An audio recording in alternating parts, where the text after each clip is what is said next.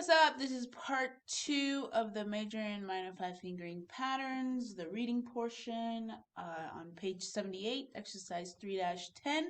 Following that is 3-11.